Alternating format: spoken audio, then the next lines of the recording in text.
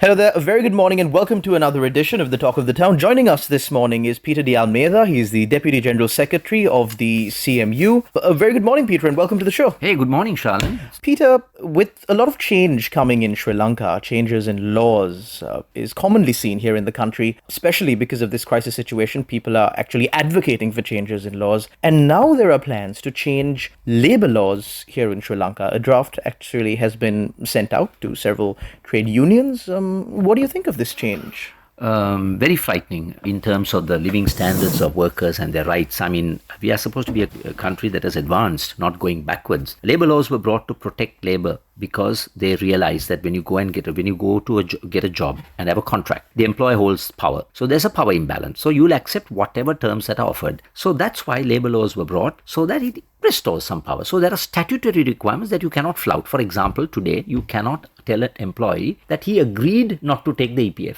You can't do that, even if he agrees. See? So the statute says you can't, because you can put pressure on him, no? Yeah. So the point is, labor laws are there to correct that imbalance. What they're doing is now removing that. In these reforms? They're removing these so that they are completely at the mercy of employers. And our employers, by and large, are not enlightened, advanced employers. They are exploitative in nature, even the largest companies. They only pay the barest minimum. There's nothing that they do unless it is required by law. Very rarely, and if at all, grudgingly. But Peter, you run companies. Yes. You are an employer. Yes. Are you also in the same basket? Well, I've retired now. We had a very different culture. I mean, we were very open. Firstly, we shared everything. We shared all our information. Every quarter, our profit margins, and we had a target. And everybody knew what it was. And everybody knew how the benefits are shared. So in most cases, actually every year, I got the lowest salary increase.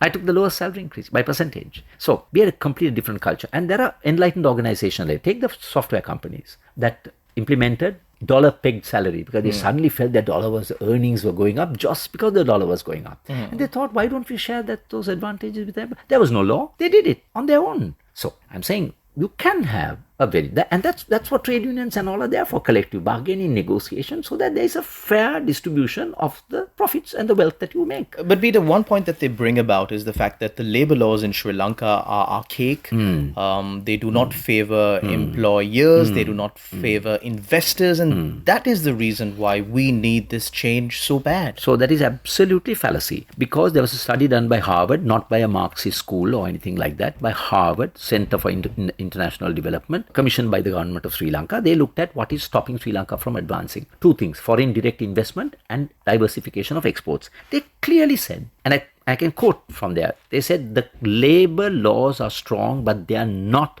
a constraint for investment.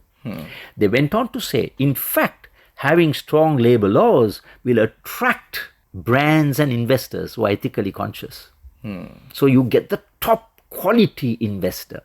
So point number two. Thirdly, they said the Termination of Employment of Workers Act is not a constraint. Now the Employees Federation and others are trying to make out that you can't hire and fire. What kind of primitive society are we going to become? If you can just hire and fire, throw people out of jobs, they can't dare to pull children out of schools. Is that what we want? Is that this great nation that we are going to build by 2048? So that's a fallacy, Shalin. But Peter, would that be a price that Sri Lanka should be willing to pay in the view of getting more investors into the country? My point is, it doesn't bring more investors. If it did, then you could have considered it, but it doesn't. It doesn't. And who should pay the price?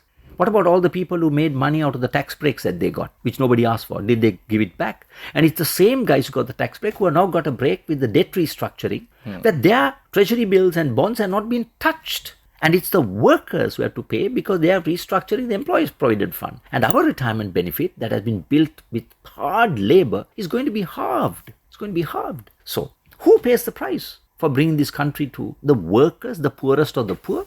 So that's my point. Thank you very much, Peter de Almeida, for joining us on our show this morning. It's back to the Morning Fix on Yes 101.